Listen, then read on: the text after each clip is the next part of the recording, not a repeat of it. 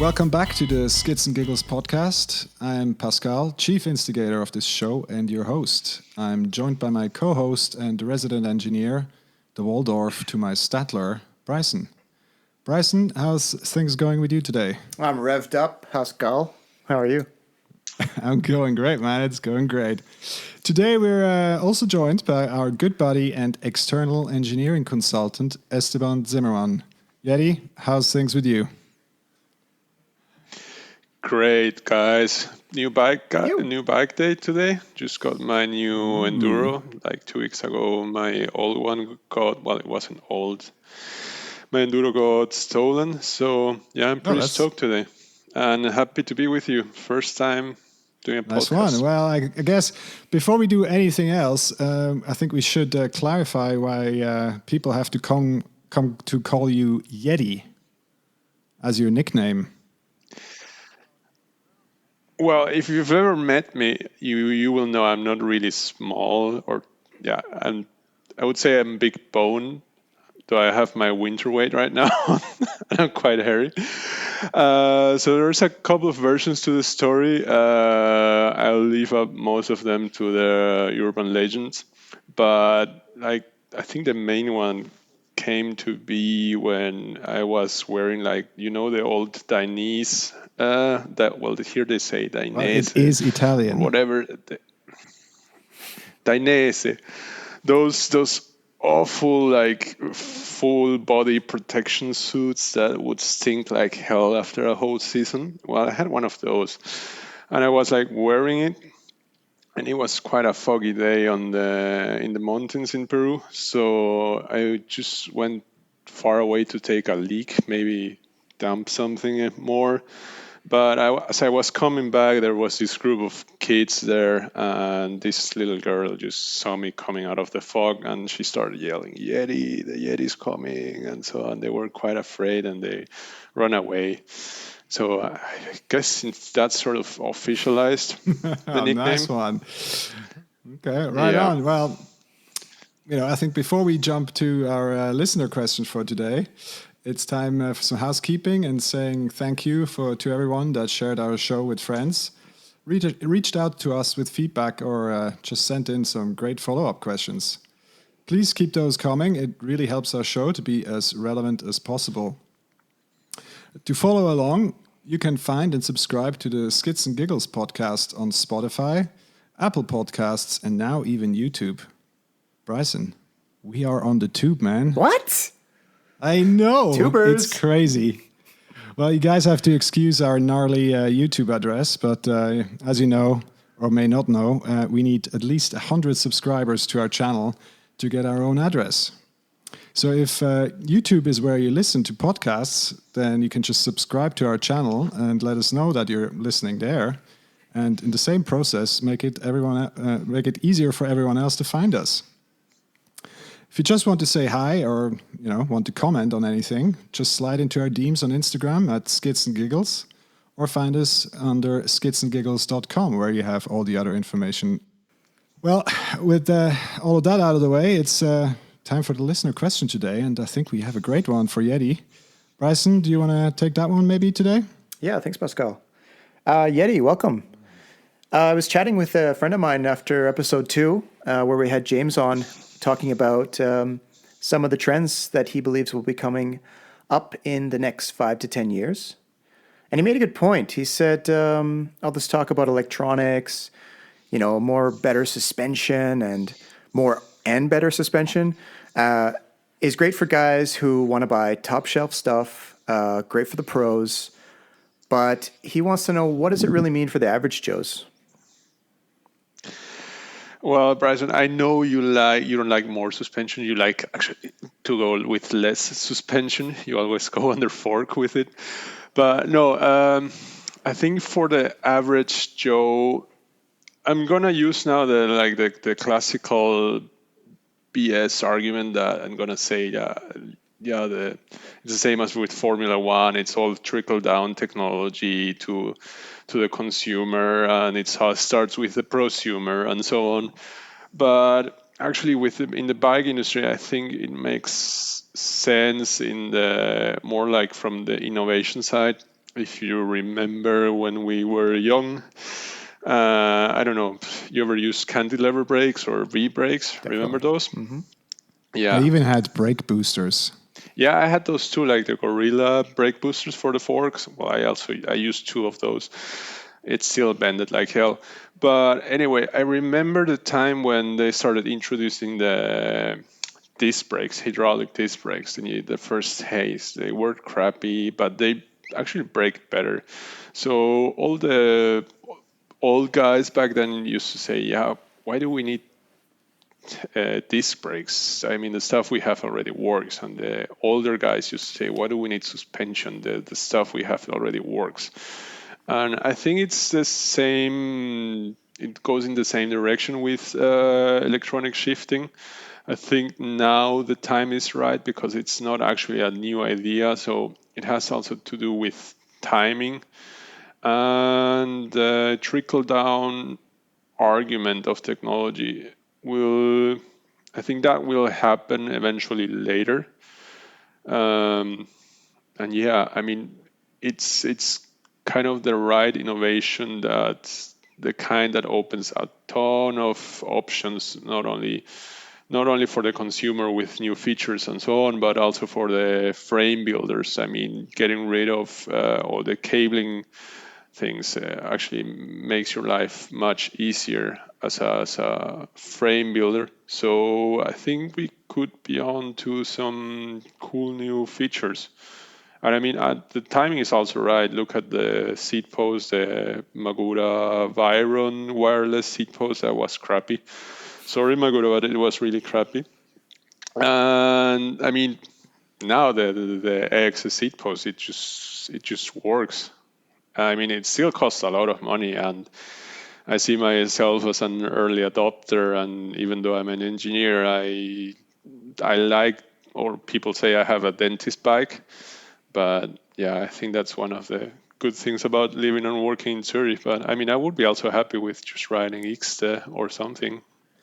Well, obviously I've ridden with you for the last couple of years, and I just wanted to know, if you can describe to the listener what it feels like when you. I mean, what is the retail price of an Axis derailleur? Exactly. So, how does it feel if your, let's say, winter weight body in a first trip abroad to a nice riding destinations smashes that beautiful derailleur into a rock and it's broken forever? How does that feel? I have to say, the first few months I had IXS on my bike when I did the upgrade, I was quite paranoid because for anyone that doesn't know, I think suggested retail price on an IXS derailleur, what is it? Is 750 or something francs? I don't know. Something. Too Yeah, many. something All the a lot. francs. Yeah, all the francs. Like, yeah. I mean, compared to a normal derailleur, that's like 3 times the price, or even more, depending on what analog derailleurs you're getting. But yeah, I was quite paranoid the first couple of months. Luckily, nothing happened, but then eventually the day came where I broke one. I mean, it hurts, man. I mean, like it's. I know when I was younger and I would work and save all my pennies just to be able to upgrade to a mid-range fork or something that. And now I just throw all that money in just one derailleur. It puts things into perspective, but good thing is now I can afford it. I enjoy it. It's pretty cool. And as an engineer, I actually, after I've digested the whole destroying a 700 francs derailleur, I like taking it apart, looking into it, why it broke. And actually, I've already broken two AXS derailleurs, and they broke exactly the same way. So my inner nerd is actually hoping that I break a third one in exactly the same way, so I can go to SRAM with sort of a case, because I have a sort of a theory that this is a weak spot on their derailleurs. Well, I Yeah. guess What was SRAM the should question? be SRAM should be very happy with feedback like that. Yeah. Also, I have to say, I have a great daily bike insurance, and I'm gonna mention them because I'm really thankful to them. Even though I can afford the derailleurs, I'm happy for them to take the over the bill. It's links.ch. They're a daily insurance for your bike, and they will just sort of pay you. Send them a screenshot of what you broke, and they will just pay. I mean, it's for like a super fancy dentist bike. The daily insurance costs like 7 francs. So if you know you're gonna send it that day with your mates and you're gonna do stupid stuff with your expensive bike, so it's worthwhile spending a couple of francs to insure it. Oh, absolutely agree. Bryson, do you have something on that topic? Yeah, Yeti, bring it back to the point about the trickle down technology. It's it's pretty well widely regarded, understood that this is taking place, and you can argue that it's already seen in the mountain bike industry as well. For example, with just damper technologies. So you have some premier damper technologies in suspension forks, the high-end suspension forks that have worked their way down into the mid-range and probably even the lower end in some brands. Right now, I from what we've touched until now, it's like we are putting like the whole innovation of the bike industry into this high pedestal where, I mean, and not everything is that rosy. I mean, there is a lot of BS going into marketing and innovation that they're trying to sell us. So this I realize mostly from talking like to guys that are into motorsports, like rally suspension, motocross suspension.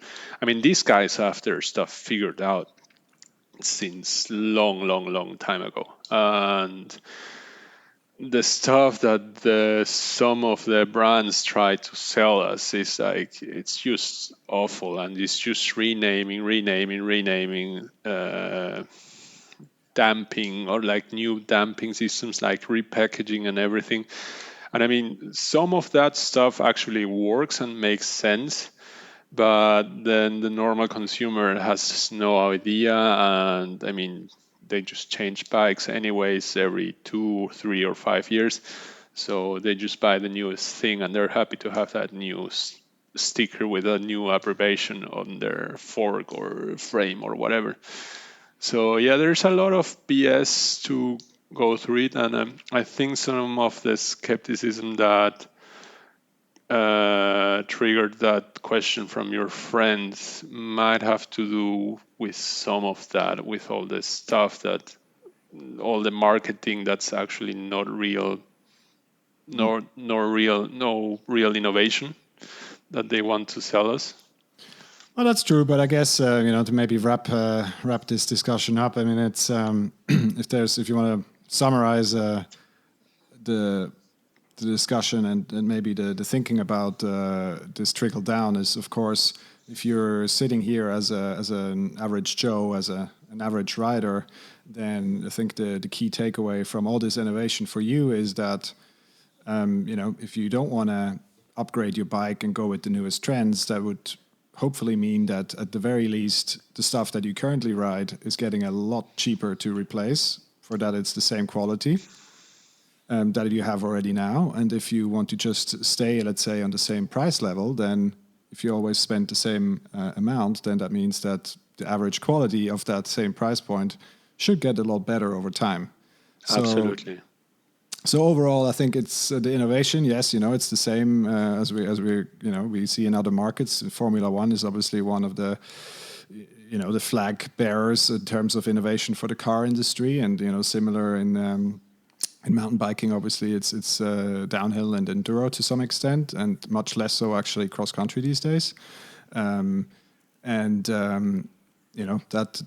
technology and innovation is coming down because we better understand the performance of these different components, and we understand how to make them cheaper and make them better and more robust. Yeah, especially more robust. And I want to say one last thing about that is like, if you've only been riding and only been biking for the last maybe 3-5 years, you have no idea how lucky you are to be riding the bikes that we have today. The bikes that we have today are freaking amazing. They last super long. The stuff that you can do with an enduro bike, that you can pedal up, and with the stuff that you can ride down, and it will just work. And 10 years ago, I wouldn't even dream of going one full week to Finale Ligure and not having to repair something. And now it's possible. So, and also people just say bikes have gotten so expensive and so on. But if you compare apples with apples, like an aluminum bike that is robust, has good suspension, good brakes, good wheels, and so on, those have actually gotten cheaper. If you compare like apples with apples, really, like 10 years ago, you would be paying $4,500-5,000, and now, like from one of the direct sale brands, you can get one of those for what, 2,500-3,000. Yeah, but that's not comparing apples with apples. That's apples and pears. But if you go for, Yeah, let's say the more value models of the big brands, then your analogy is correct, I think. I would say that depends, because if like back then, like 10 years ago, you would have to take like the XTR. That would be the only group that would like stand a couple of months. And now that same group that can stand a couple of months, and I would argue that shifts more or less the same than an XTR from 10 years ago, for example, SRAM GX or Diore. Diore equipped Yeti, let's say, what is that, 3K? So yeah. I guess on that positive note, I think it's time to close out that listener question. As we said earlier, keep those questions coming. We like to get into those and discuss the key takeaways. So now maybe to move into the main part of our conversation today and the topics we like to cover. I guess to start with, Yeti, maybe you can explain to us how does a Yeti that is growing up on the beaches of North Lima in Peru get into riding bikes? Was it because of all the hair? I'm not going to ask you why the hair has something to do with that. Well, have you seen a Yeti before?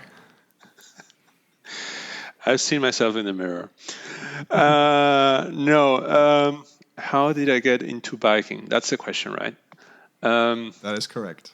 That is correct. So how did I get into biking? Well, the place where I grew up, it's actually sort of north of Lima. Back then it was a bit detached, so you had like a big portion of desert between the big city that Lima is and this place where I grew up, Ancon.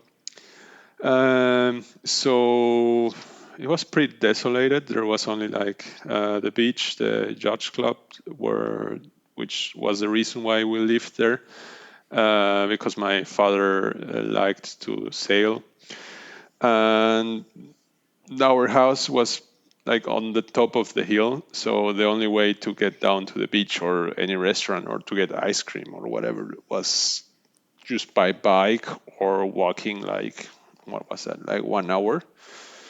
So that's how I actually got into biking, like just to be able to go to the beach to see my friends. And then it developed, like, I guess, like with most of us, like the bike, just riding your bicycle equals freedom in some way. Like you can ride bigger distances, and just have time for yourself. It's gonna sounds funny, but just the feeling of the wind going at speeds and being able to reach those speeds, just being a kid, it's pretty awesome. So that's how I started biking, and then of course going down was more fun than riding up. Yeah. Presumably, as you were growing up and carrying the frame that you're carrying now. Yeah, I started breaking bikes back then already. But those were steel bikes, so we would just get them soldered up again. So that was funny. I crashed into a few cars.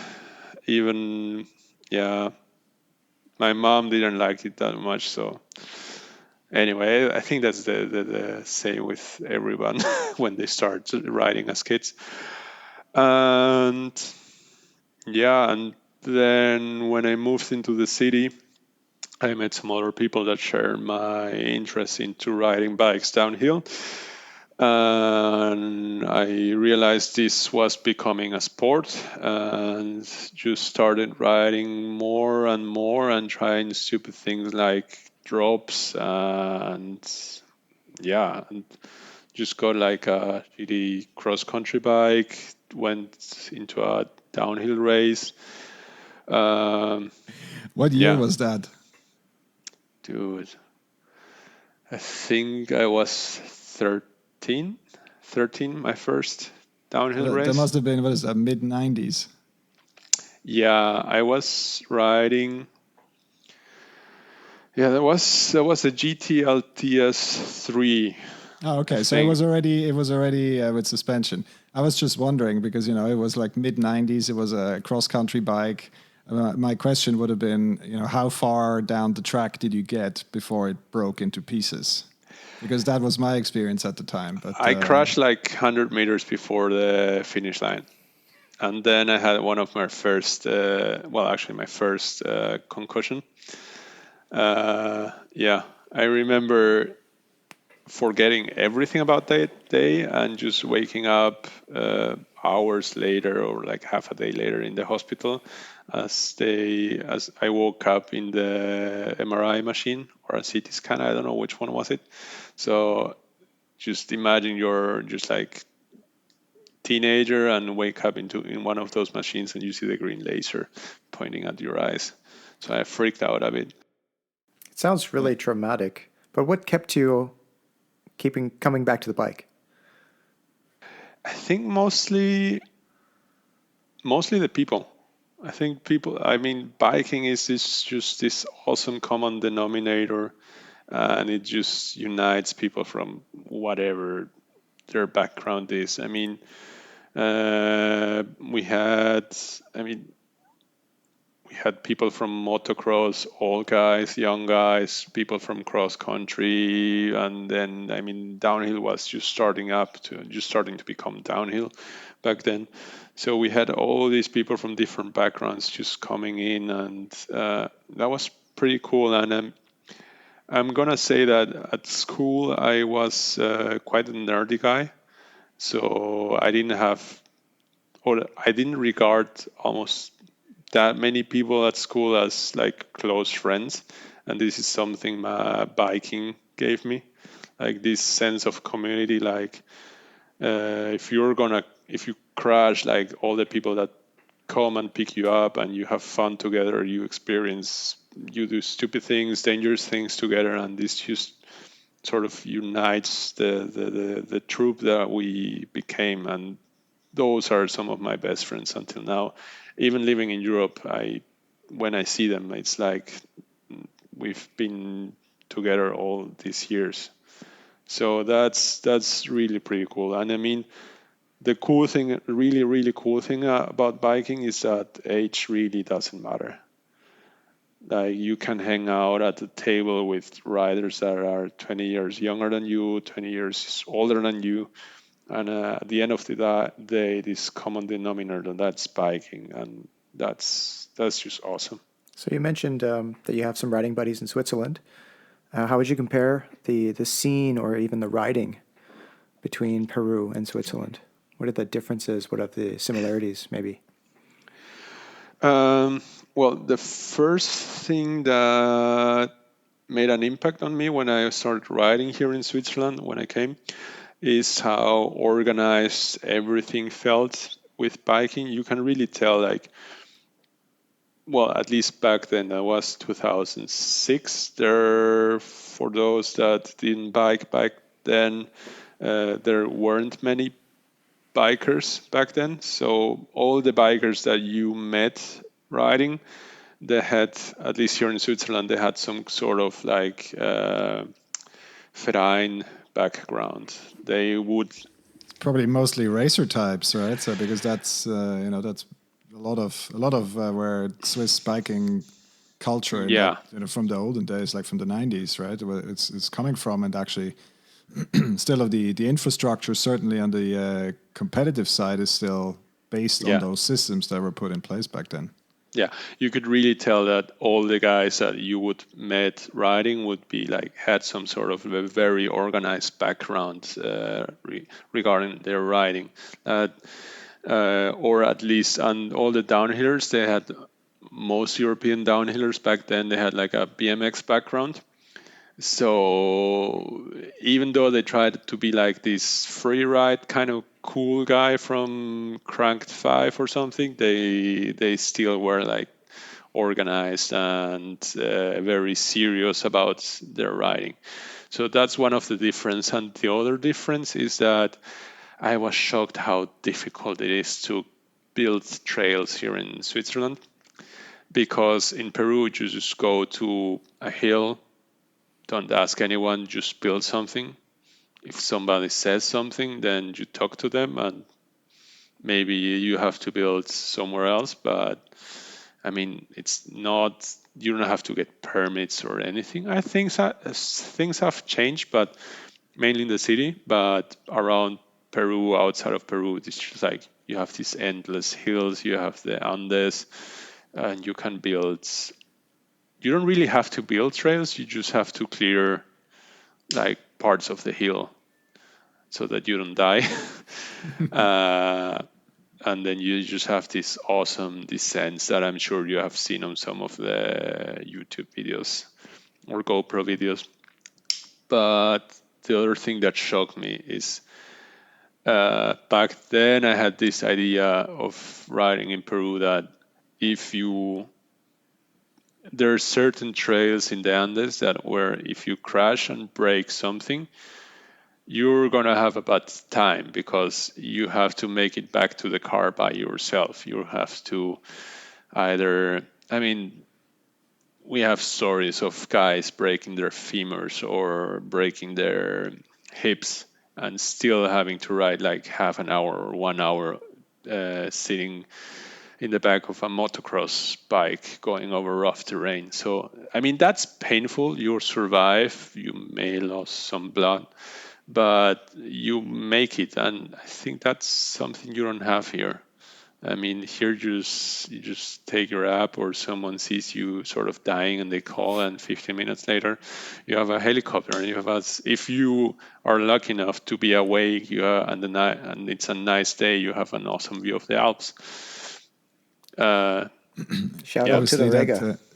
shout out to Rega, and Rega is pretty awesome. Thank you. As a young family, or generally as someone that is regularly in the mountain, we obviously highly recommend becoming a member of Rega, which is the Swiss Alpine Rescue Service. Maybe to wrap up that that transition from Peru to Switzerland, and obviously particularly in Zurich. I mean, you've lived in Zurich now for quite some time, and maybe you can contrast the two. Like what sets Zurich apart from riding anywhere else for you? Funny thing in Zurich is that a lot of people that ride in Zurich, they complain a lot about how shitty the official trails are here in Zurich. I'm gonna say I ride mostly with experienced riders. So these are guys that in their imagination they would prefer to have something like Porto Soler or Finale here in Zurich. But I mean, being realistic, living in a city that has this kind of job opportunities, these kind of universities, the kind of quality of life that you can have here with the lake and how close you are to the mountains and everything. Having the kind of trails that we have here, it's pretty awesome. I mean, there's a lot of work going into being able to get these trails, but still the trails that we have are really, really cool. I mean, maybe they're not Squamish level, Of course, we're far away from that, but that's comparing like, I mean, if you compare like the full package, I think I would keep Zurich just for the job opportunities that you have here. I guess, yeah. I mean, exactly, right? So it's kind of that I think that's what most people forget. And obviously, I'm personally not here from Zurich, so I've only lived here for the last couple of years. But what is so interesting about living here is that yes, you have these opportunities on your doorstep. You can have a decent ride on your mountain bike. I mean, you can do certainly around where we live, you can spend 2-3 hours on the bike without having to do the same trail twice. And maybe yes, sometimes you're not riding on official bike trails, maybe a hiking trail or something else, but generally you're having a good time. And if you want to spend like a big epic day in the mountains, then just jump in a car, jump on a train, hook up with some friends and then drive it to the mountains, and you're in the mountains in in an hour or 2 hours. You're in the high alpine areas where you can ride to your heart's content. Yeah. So I don't think it's necessary to have these crazy trail infrastructure necessarily in the city within city limits. But of course, everyone would love it if there's more and better and more challenging trails. But I think there's a fine balance that trail associations and the city and the landowners need to strike, which is to provide the opportunities for everyone and be inclusive and be having challenging trails for beginners, but also have something that's appropriate for intermediate to advanced riders. I think, which is what is currently being addressed. Yeah, and I think you touch a very good point there, because back then and when I say back then, I say like maybe 10 years ago, most people that were riding were actually already quite advanced riders, like people that started riding with quite the technical trails, and they really saw this as their main sport. So they really, really wanted to be good at it. But now we have, I'm going to say, more like the weekend warrior type of rider, or the kind of rider that goes for an after work ride, not mainly for the riding, but also just for the fitness side of the sport. So then you have to start addressing these kind of issues that you have to make, because it's in city infrastructure that you're riding. You have to address the points of safety, and because of the how dense the city is here, how much people you have using the few spaces, natural spaces that we have. You have to address all these issues, like you have, use your resources in a wise way. But yeah, I think it's also very good that we aspire to have Squamish level of trails. I don't think that will be sort of possible here, because we don't have the space. Yeah, but it's a good aspiration. Are you involved in the local digging community at all, or like in the local trail communities and all these institutions that look after the infrastructure? Indirectly, because I don't like the politics of it, or in other words, I think I would. It's difficult for me not to tell it straight in the face of people, like if I don't respect their position regarding the politics of building trails here in Zurich, and there are some points that I don't agree on, but I really respect that they take their own personal time and they invest it into a common goal, that is having cool trails. Like I said, I don't agree with sometimes with how they do it, but I respect it a lot, and it's a common goal that we have to make biking cool as we understand the sport. And I try to help not directly and very openly, but more behind the scenes. I like trying to convince people that bikers are not that evil. For example, I was talking a lot with some senior groups of citizens that really love nature here. So in their idea of a perfect world would be have the woods and our Uetliberg here just empty of people and empty of any human-made, man-made infrastructure. But that's just not the case. And I actually quite enjoy the process of presenting them my view of the sport and what it meant to me. And think like finding a common ground that just we don't ride because it's an extreme sport. We don't ride because we want to hit that huge jump or something. We ride because it's just a way of connecting with yourself and connecting with people and with nature. And I think there I found some common grounds with these senior citizens, and they respected that. And they actually realized, okay, actually, the biking guys that we are hating on are not the majority, are not the trail builders, and are not the core of this group. It's more like the I would say that the new kind of rider that doesn't know the sport and doesn't respect it that much. So yeah, I was pretty happy with how this turned out, and yeah, they were enlightened, and I understood their point a bit better too.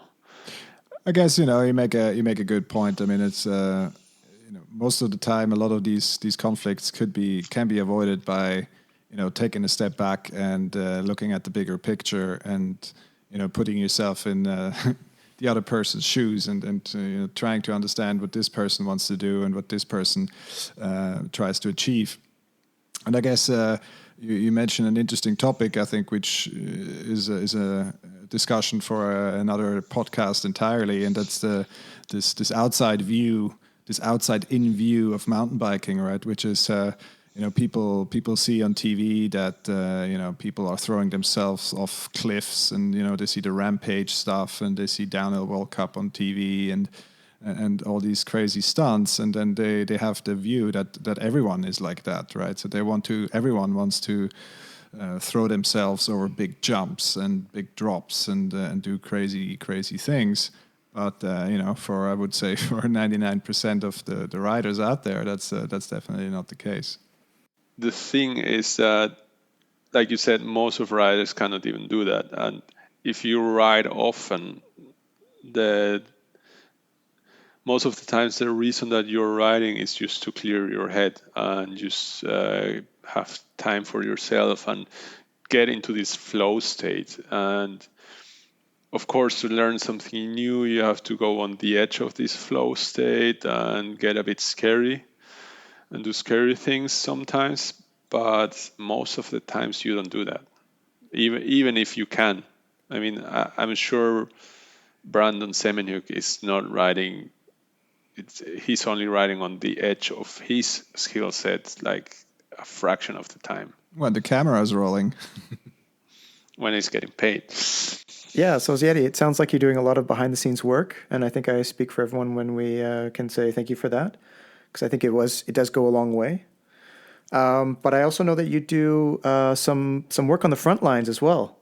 I hear you're a legendary guide or a bike instructor. Yeah. Oh, that's the front line. Yeah, that's sure. Yeah, I was going to mention the what you call now the front line because I think, officially what I do is I did this official certification as a mountain bike guide by Swiss Cycling. Hugely expensive certification, totally overpriced. No, just kidding. It's expensive, but not overpriced. Well, it is Switzerland. It's reassuringly expensive. Yeah. No, shout out to Dave Spielmann. He's like the big kahuna from the Swiss Cycling Guiding School. And Lucas Keller, those guys are awesome. It did cost a lot, but I learned in those, it was almost one full week, if not a bit more, including the one exam. But I did learn more in those days in guiding school than I've learned in all those corporate leadership programs that I have been going the last few years for work. So, like, learning to guide a group of people, make them have fun, keeping them safe, and getting them safe to their destination with a smile in their face, that is not an easy task. It requires a lot of planning, and it's one of those jobs that if you do it right, nobody notices that you've done it right. But if you mess it up without using the F word, but I mean, it ends up badly, and all the fingers are pointing at you. So I learned a lot in there.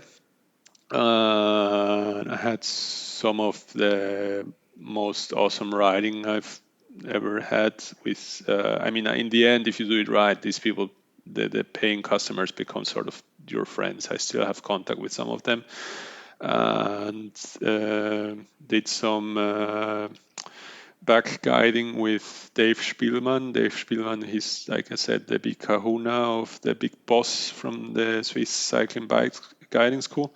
But he also offers his own thing, and he offers very premium packages to people coming from abroad. So these are people that actually prepare quite a long time to be riding a full week with him in a sort of a Trans-Alps trip. And I was lucky enough to be able to help Dave guide some of these days.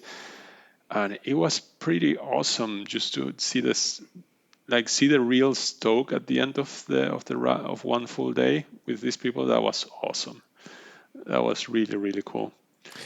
What was, just you talked about it was some of the best riding you did during your guiding school. I mean, I always imagined that, for someone that has been riding for, decades in your case, that, obviously you're set in your ways in terms of how you do your things and how you ride and how you approach stuff. And, what were the key challenges to, to get through that course? What did you have to change? You have to ride completely different when you're guiding. Like you have to ride 100% safe within your limits. You have to know you're not gonna crash. You have to keep an eye on everyone else. You have to be able to learn to read the people. You have to really read the people. Like you have to observe their bike, the way they move around their bikes, the way they're dressed, the way they're equipped, the way they get on their bike, the way they brake, and everything. And with this, just form a mental picture of how they ride, what their skill set is, and how, based on the route that you're going to be riding that day, based on your observations, you have to assess the risk that's going to be to guide them. So if it's a small group, you can guide from the front or from the back, but you have to, with this full mental picture of what is ahead of you and the kind of people that you have to change your language, the way you describe the trail to these guys that they've never ridden, but you wanted to describe it to them in such a way that they can ride it safely and have fun, not go too slow, and also not go as fast that they can crash. So it's a tricky balance. And yeah, you mainly have to, when you're riding in front, you have to take the safe lines. You have to imagine what their skill set is. Like if you saw that they cannot really turn their hips or put weight on their outside pedal, you have to ride lines that you know they will be able to keep traction and flow throughout that corner with their technique. So it's all about learning to read people's riding, and that's quite interesting. And I was lucky enough that I had been sort of practicing with my girlfriend already without knowing for some years. Because for me personally, it was very important that my partner would also ride with me and that I could share with her what riding means to me. I don't want her riding with me all the time, like not as badly as James said. He's happy to be alone. He No, he, uh, he likes his alone time. yeah, I love my alone time too. But having said that, I also like when I want my well, I need for my relationship to work, I need my partner to understand what biking means to me. And I can, for myself, I can only do that if I show her on the trail what that means to me. And I'm lucky enough that she got pretty stoked on it. So she wanted to ride better, improve her riding, and so on. So all these years, I've been riding like the tricky sections that I knew she would be right on the edge of what she could do at the time. I would ride it in front of her, and I would pick lines that I knew she would be able to ride with her current skill set. And we kept doing that all the time throughout all of our trips around.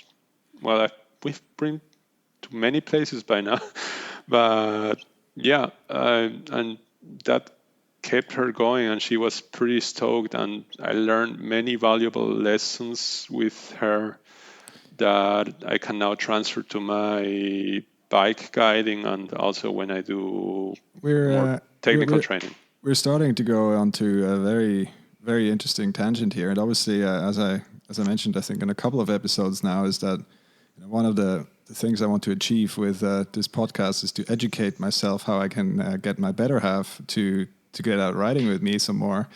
So I want to explore this topic a little bit more. I mean, you mentioned that you had to adapt your communication style. You had to, almost break down how you make decisions out on the trail. Can you describe a little bit how, what is that process? How do you go about breaking it down for someone that is not such an experienced rider as you are? Because I've had the situation many times in the past. For example, not necessarily only with my better half, but also with other riders, right, that were asking for some tips, and asked me to look at their riding and then maybe comment on something that could improve. And I would just say an off-the-cuff remark and say like, "Oh yeah, just put more weight on your front wheel and you'll be right."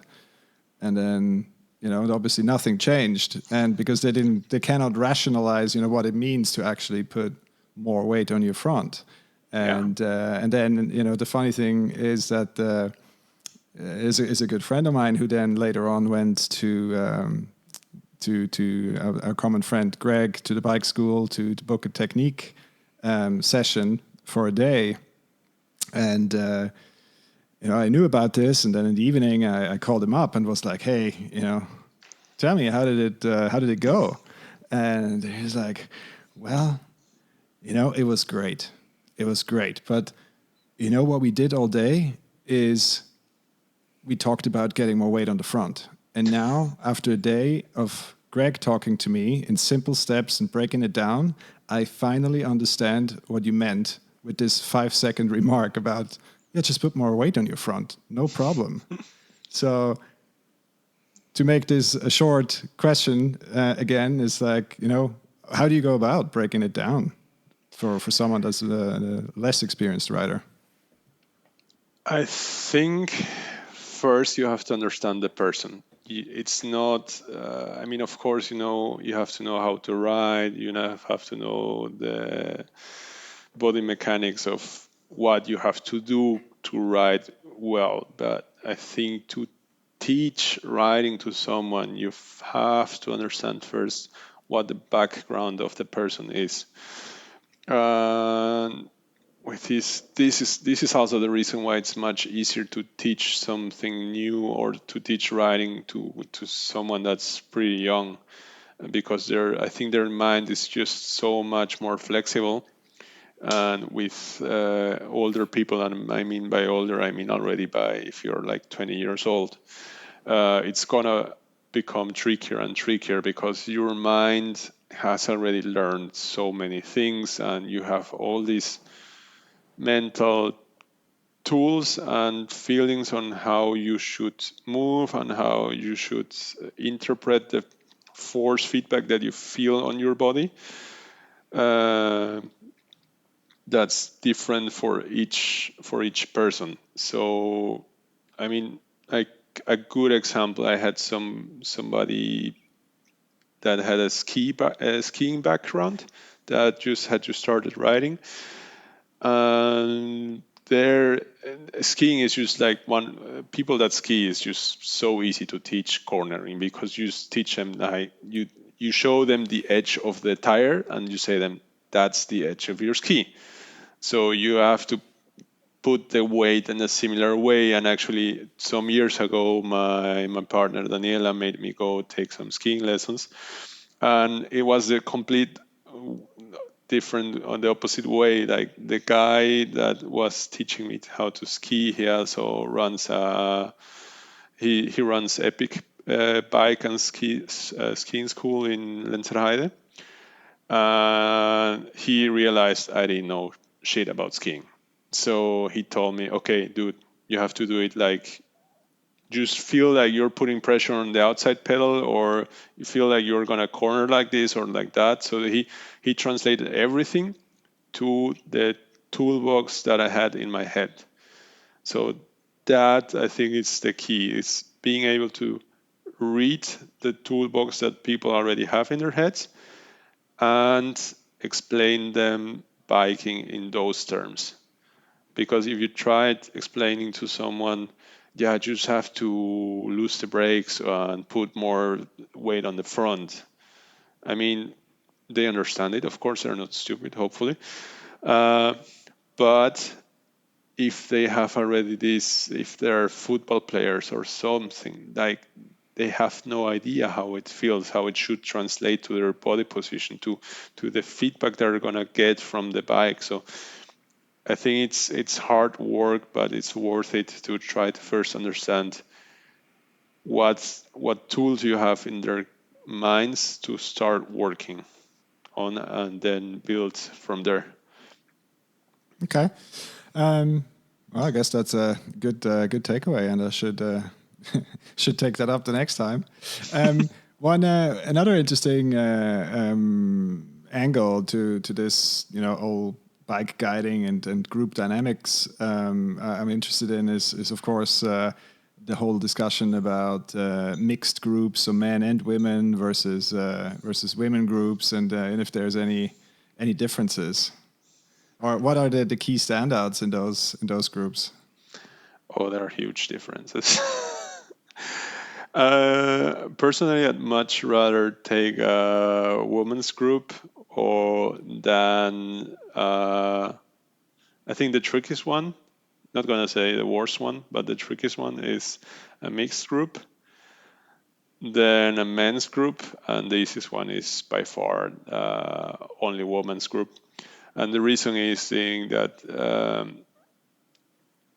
at least when you have beginners courses, you lots of people, especially men, have this idea of biking being an extreme sport. So they want to go into going fast, going over rough trails, just like really sending it just as soon as possible. And then you have this competitiveness, this alpha competitiveness between men that's just stupid, and you really have to work as a guide or as a coach to work on slowing things down when you have a big group of guys. I mean, I'm generalizing a lot right now, but it's not unusual to have a lot of that in a group of men. And when it's mixed, you have the female factor in there. So they want to show off. Not all of them. I mean, some of them are very normal people, but when you mix like a bike with which you can go fast and show off with some jumps and so on, and you have people that want to learn to that, and they see a female there, they want to show off. It's just so, but that can end up badly. And the funny thing is, when you have only women, they are incredibly supportive of each other. Like they will. It's insane how motivational they are between them. So that makes like when you most of the. I'm also generalizing. There is also some difficult situations between women. I mean, as it is with all people, but most of the times they motivate each other much more. So the level of stoke it's much higher with a group of women. Yeah. Okay, Bryson, do you have something on that discussion? I mean, you are a certified coach yourself. I'm sure you have something to say. See you itching. I agree on all accounts with Yeti here. He makes a lot of good points. Thank you, Bryson. My mom also loves to bike, but she also loves to golf. Is mountain biking the new golf? Oh, is mountain biking the new golf? I don't know what. I've never played golf, so I wouldn't know if. I read one article some years ago that road biking was a new golf, and they were mostly talking about like the whole networking thing and so on. And I think that takes over one of the aspects I was talking about, like how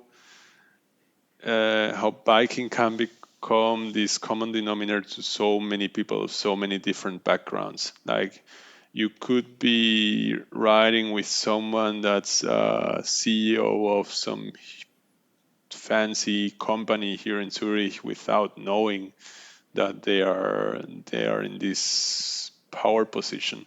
And I think that's what I like about biking from the point of view that it just makes sort of everyone equal. Like you just want to go riding and shred with mates. But then I can also see the point that some people that are very career oriented and they play golf mainly to network, that they want to take advantage of this fact. So at least in road biking, I've seen it sort of happen. I mean, with the guys I go road biking, you're not able to breathe when you're riding with them because they're pushing so many watts per kilos. That's my weakness. So I'm not able to tag. So I'm not able to network while I'm road biking. But there are business deals being made over mountain passes in the Alps on bicycles. Oh, for sure. I mean, that's for us at work. That's a thing. I mean, that's be it from client events to charity events to even internal. On a bank holiday afternoon, or if it's a bank holiday, let's say in New York, and the London traders, they have a free afternoon, so to speak. So they all go out for the old London to Brighton ride, and then you have a couple of beers down at the beach, and then take the train back. I mean, that is a thing. I can see that happen. Again, I think the only point I wanted to make on this, what I personally find beautiful, is that and you alluded to that earlier with that you could be riding with the CEO and or some other powerful or person in a powerful position, but the beautiful thing is that the road doesn't care. Yeah, And exactly. so yeah, he's gonna be breathing through his eyeballs exactly the same way as you are. And but yeah, of course, there is obviously the alpha dynamic that is playing out there as much as it is in any other competitive endeavor of any sort. Yeah, and going back to my access, I mean, the trail also doesn't care if I have access or your analog XCR, right? Well, You can have as you found out, that big rock that kissed your ex's derailleur didn't really care how much it cost. no, and I mean Not at that all. that's the beauty of the sport. I mean, you can have a kid riding a shitty bike just kill you on the trail, but I mean, if everybody shares the stoke, then it's cool, right? Very true. So maybe last one to close out this topic. When you have guests that come in from abroad, where do you take them in Switzerland to show off the best riding that we have to offer? I'm gonna have to say the only times I had international guests going to the Alps, it wasn't organized by me. So because that really requires you to dedicate like a full-time job to this. Where would you take them? Where would I take them? Okay, so I would say Graubünden. Like you have everything is like a postcard there. You have the infrastructure, you have the trails. It's close to Zurich, to an international airport, so that's pretty easy. And you have all sort of trails, so you have like a plan A, B, and C. If you have very good riders, you can take them to very tricky, sweet trails. If you have a mixed group, you always have more than one trail going to the same place. So you have a lot of options to take. You have friendly people, and you have sort of like the essence of what people outside of Switzerland think Switzerland is, right? And we sometimes forget about it when you've been living and riding here for such a long time. But just like riding the train and just looking outside the window, I mean, some people dream of that, of experiencing that view once in their lifetime. So, yeah. Fully agree. Fully agree. I have a follow-up question. What would you recommend that they eat at lunch on your tour in Graubünden? Oh, Rösti. Rösti. Yeah. What's the name? Oh, you have to help me, Pascal. You're almost a local there in Davos. There is this hut. All right. Well, our friend Yeti here, he had a little blank, but a couple minutes after the show, he remembered the name of this fantastic restaurant. Yeti? Yeah, man, I'm getting old. But anyway, I remembered, and I was talking about Berghaus Staffelalp.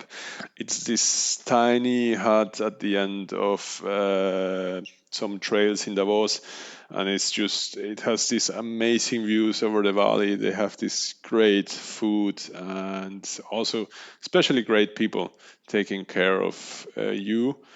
And if you have any special wishes, I think you can still call them up. And there's even the possibility to stay for the night there. So it's all in all a great package. You can end the day there and start your day there, because there is also a trail down the hill from if you start your day there. And with that, back to the show. All right, we're kind of getting towards the end of our time here, so we have 3 questions that we like to use to close out the show, and we ask those all of our guests. And the first one is pretty straightforward. I mean, we covered a lot of it already, and just wanted to know if you could tell us a little bit about the bike that got you stoked on riding, or generally the bike that got you stoked on being able to be out there. That's a good question. What bikes stay with me? I think it's been a bunch of bikes, and I'm not gonna. It's like I would say it's like maybe four bikes that I could tell you everything about them. But what differentiated them is, and what's have, and the reason why they have this special place in my heart or my mind is the experiences that I was able to have because of those bikes. It's not because they were fancy, and it's not because they were had AXS or anything like that, but it's just because the it was the bike that I had at the time when I was riding with certain people in a certain place. You have to name if you have Um, to name one. Which one is it? um, that GTL TS3 I mentioned before, my first proper full suspension bike. It is a pretty sweet bike, I must admit, because I did have one of those as well. I actually had the version number 2, so LTS2. Oh, I fancy. guess the key difference between those two models is that it was a question of time which one would fail first, either the elastomer that would collapse on the ride, or the coil shock that was installed on mine was starting to leak. So we were struggling with the same Yeah, I mean, with similar issues on the same bike. I also broke the chainstays. I have to post a photo of a tachoed rear wheel on my LTS from way back. I found that the other day at Sweet. my parents'. Great bike, great memories for me as well, and obviously a fantastic time in this sport to think back to. Yeah. Second one. Imagine you are Harry Skidini, the bike magician extraordinaire. You can make riding a bike more awesome for anyone by the stroke of your magic dropper post. What skill would you, magic onto someone, or which common mistake would you, take away from anyone or from everyone to make riding a bike more awesome? Oh, this is a tricky one, but I think the easiest fix for everyone would be to look ahead more. I think that solves a lot of your problems. And I mean, if you're too far back or too far front, or you have a weird position on your bike, most of that gets solved, or at least is enabled to be solved by just looking ahead more. That just gives people more time to think, to see what's coming. They just feel more relaxed, and they have, especially when they're learning or when they want to correct something, you need a lot of mental think power, processing power. So looking ahead helps with that. Even for us experienced riders, the further ahead you look, the better you ride. Okay, Yeti, you're 2 for 2, but here comes the clutch, the third question. Oh. All right, drum roll. In your personal opinion, now I want you to think real deep. Just get into your flow zone. How deep do you want it? So deep. All the deep. All the deeps. Okay. What makes a great skid? What makes a great skid?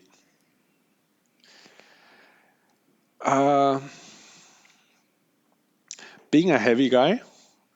I think that, oh no, it doesn't matter. The weight doesn't matter. But that if you would film skidding in slow motion, and the latest slow mo that I saw that pictured this was the bike check of Jack Moore.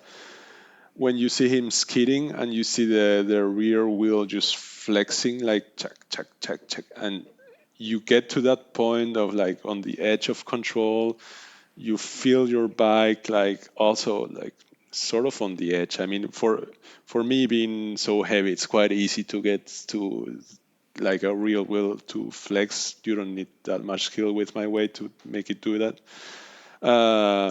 But it just feels awesome just to feel like the bike just like this, do this flexing vibration in the rear and just losing and being on the edge of losing and gaining traction again, and especially feeling that you are sort of on control, or at least believing you're in control of that. Back in control. Yeah, that's I think that feeling that makes a perfect skid for me. Ding. That's ding. That is great. Thank you very much, Yeti. I think that brings us to the end of our show. Just to close out, where can listeners find out more about the Yeti on a bike, and if they want to book their next trip with you, where can they find you? I tried doing my own social media platform, but I failed dramatically, pretty badly at it. So I would just say contact me on Instagram on my private account, YetiDH, I think. I don't even know my own Insta tag. Those are the real professionals. Yeah, exactly. And or on Strava, you can look me up by my real name, Esteban Zimmermann, I think. I don't know if you can direct message on Strava. I suck at this. I think not.